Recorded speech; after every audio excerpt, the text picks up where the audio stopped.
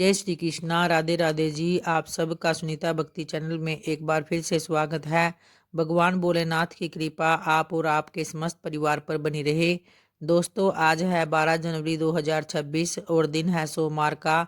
तो आइए आज की पावन कथा को भगवान भोलेनाथ की स्तुति मंत्र से प्रारंभ करते हैं। जिनके कंठ में सर्पों का हार है, जिनके 3 नेत्र हैं, भस्म ही जिनका अंग राग है और दिशाएं ही जिनका वस्त्र है, ऐसे शुद्ध अविनाशी महेश्वर शिव को मैं नमस्कार करता हूँ।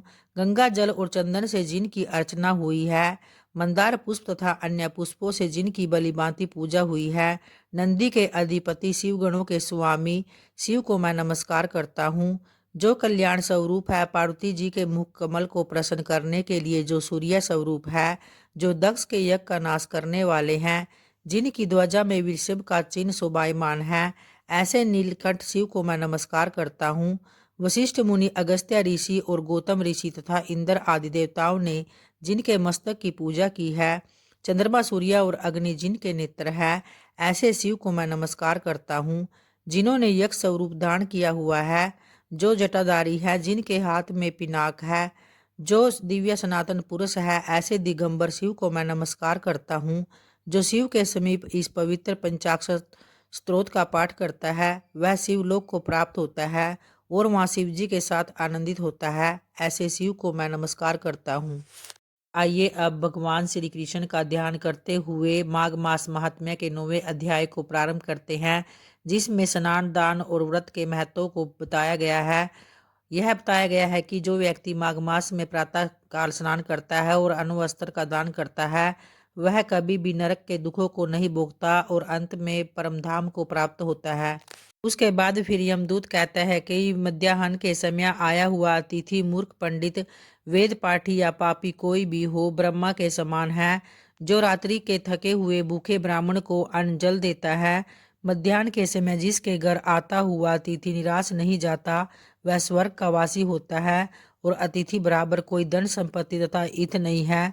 बहुत से राजा और मुनि अतिथि सत्कार से ब्रह्मलोक को प्राप्त हुए हैं। जो एक समय में आलस्य से भी अतिथि को भोजन करा दे, वह यमद्वार नहीं देखता। केसरी ध्वज से वैवस्वत देव ने कहा था कि जो कोई इस कर्मभूमि मृत्युलोक से स्वर्गलोक जाने की इच्छा रखता हो, वह अन्न का दान करे। तो दूत कहता है कि यमराज कहते हैं, अन्न के बराबर दूसरा कोई दान नहीं है। जो गर्मियों में जल, सर्दी में ईंधन और सदैव अन्न का दान करते हैं, वह कभी यम के दुख नहीं उठाते। जो अपने किए हुए पापों का प्रायश्चित करता है, वह कभी नरक को नहीं देखता। और जो कोई प्रायश्चित न करने वाला मनुष्य नरक में जाता है। जो काया, वाचा और मन से किए हुए पापों का प्रायश्चित करता है, वह देव और गंधर्वों से शोभित स्वर्गलोक को प्राप्त होता है। जो नित्य ही व्रत तप तीर्थ करते हैं और जितेंद्रिय है, वह भयंकर यम को नहीं देखते। और नित्य धर्म करने वाला दूसरे का अन्न, भोजन और दान त्याग दे। नित्य स्नान करने से बड़े पाप का नाश होकर यम को नहीं देखता। बिना स्नान पवित्रता कैसे हो सकती है। जो मनुष्य पर्व के समय चलते जल में स्नान करते हैं, वह बुरी योनि को नहीं पाते और न ही नरक में जाते हैं।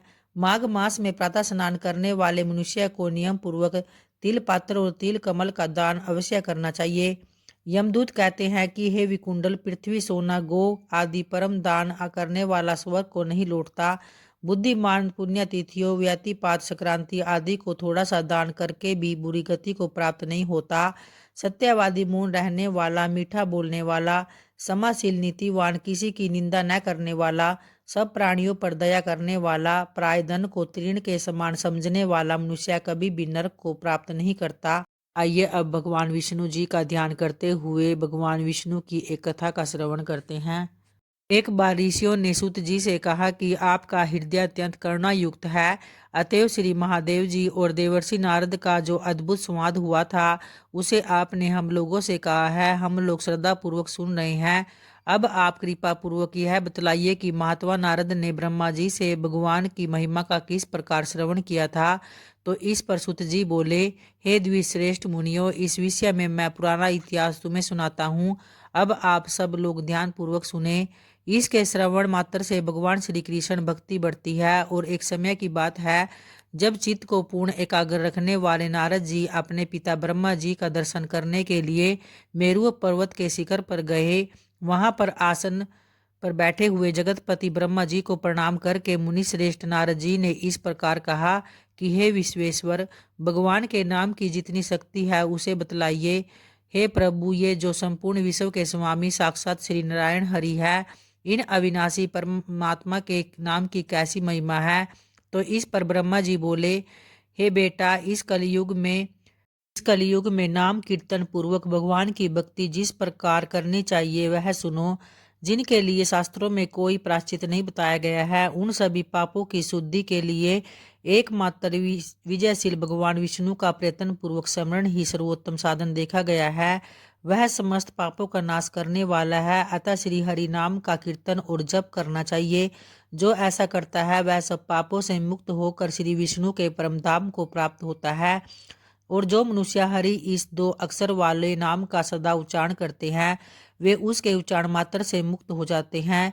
इनमें तनिक भी संदेह नहीं है। तपस्या के रूप में किए जाने वाले जो संपूर्ण प्रायश्चित है, उन सब की अपेक्षा श्री कृष्ण निरंतर स्मरण श्रेष्ठ है। जो मनुष्य प्रातः, शाम, रात्रि तथा मध्याह्न आदि के समय नारायण नाम का स्मरण करते हैं, उनके समस्त पाप तत्काल नष्ट हो जाते हैं। उत्तम व्रत का पालन करने वाले, हे नारद, मेरा कथन सत्य है, सत्य है, सत्य है। भगवान के नामों का उच्चारण करने मात्र से मनुष्य बड़े से बड़े पापों से मुक्त हो जाता है। राम राम राम इस प्रकार बारंबार जप करने वाला मनुष्य यदि चंडाल हो तो वह भी पवित्रता को प्राप्त हो जाता है। इसमें तनिक भी संदेह नहीं है। उसने नाम कीर्तन मात्र से कुरुक्षेत्र, काशी, गया और द्वारका आदि संपूर्ण तीर्थों का सेवन कर लिया। और जो कृष्ण कृष्ण इस प्रकार जप और कीर्तन करता है, वह इस संसार का परित्याग करने पर भगवान विष्णु के समीप आनंद भोगता है। हे ब्राह्मण, जो कलयुग में प्रसन्नता पूर्वक नृसिंह नाम का जप और कीर्तन करता है, वह भगवत युक्त मनुष्य महान पापों से छुटकारा पा जाता है। सतयुग में ध्यान, त्रेता में यज्ञ तथा द्वापर में पूजन करके वह मनुष्य जो कुछ पाता है, वही कलयुग में केवल भगवान केशव का कीर्तन करने से पा लेता है। जो लोग इस बात को जानकर जगदात्मा केशव के भजन में लीन होते हैं, वे सब पापों से मुक्त हो श्री विष्णु के परम धाम को प्राप्त कर लेते हैं। मत्स्य, कूर्म, वराह, नृसिंह, वामन, परशुराम, श्री राम, श्री कृष्ण, बुद्ध तथा कल्कि, ये 10 अवतार इस पृथ्वी पर बताए गए हैं। इनके नामोच्चारण मात्र से सदा ब्रह्म हत्यारा भी शुद्ध होता है। जो मनुष्य प्रातः काल जिस किसी तरह भी श्री विष्णु नाम का कीर्तन, जप तथा ध्यान करता है, वह निसंदेह मुक्त होता है और वह निश्चय से ही नारायण से नर से नारायण बन जाता है। इस तरह से आज की माघ मास की कथा महात्म्य का अध्याय यहीं समाप्त होता है। तो प्रेम से बोलिए भगवान श्री हरि नारायण की जय, माता लक्ष्मी की जय। धन्यवाद दोस्तों।